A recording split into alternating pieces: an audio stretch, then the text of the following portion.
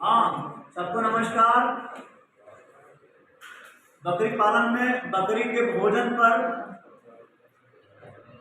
भोजन में क्या क्या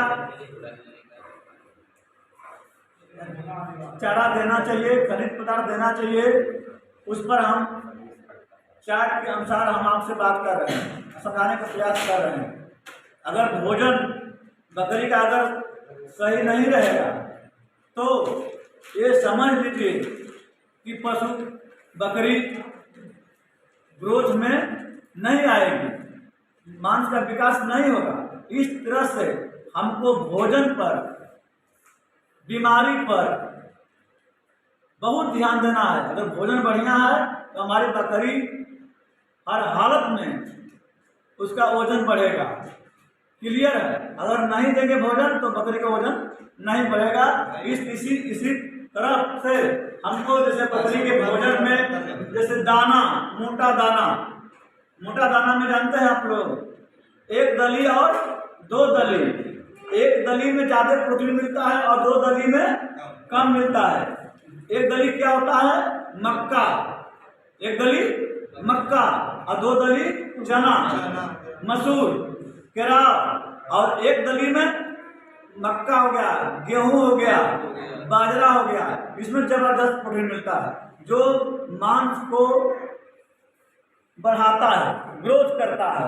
इस पर आप लोग को ध्यान देना होगा। हमेशा मैं बता रहा हूँ ट्रेनिंग में आप लोगों के, हमेशा आप लोग जो है कि भोजन पर ध्यान दें। भोजन जब रहेगा तब बकरी स्वस्थ रहेगी।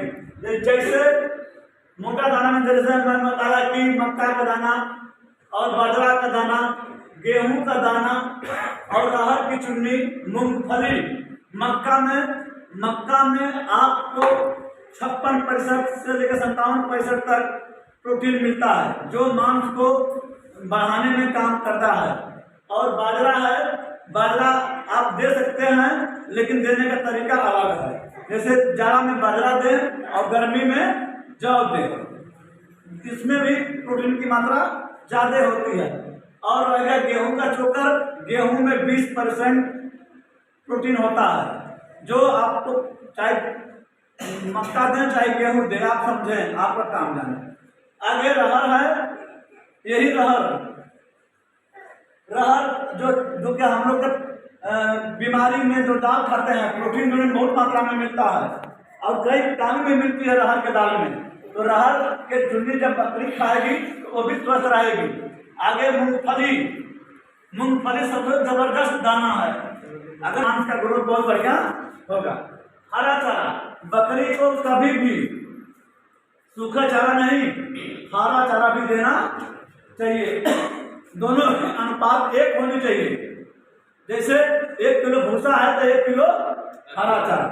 क्योंकि कहा गया है कि बकरी जंगलों में चरती है, खेतों में चरती है, जितना चरती है डेली अपने वजन के बराबर लगभग चल जाती है, लेकिन पेट भरता नहीं है। इसलिए हरा चारा देना जरूरी है। जैसे कुछ नाम मैं बता रहा हूँ, नाम ये है जैसे नेपियर, शंकर नेपियर, इसमें 14 से 18% कार्बोहाइड्रेट मिलता है।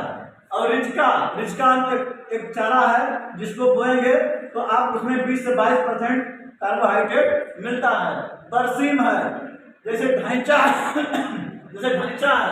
इस तरह से हर चीज मिलता रहता है। बरसीम में कितना मिलता है? बस हरा चारा खिलाएं तो ताजा नहीं होना चाहिए, उसको सुबह काट दिए 2 बजे के बाद देना, नहीं तो मुंह की बीमारी हो जाएगी।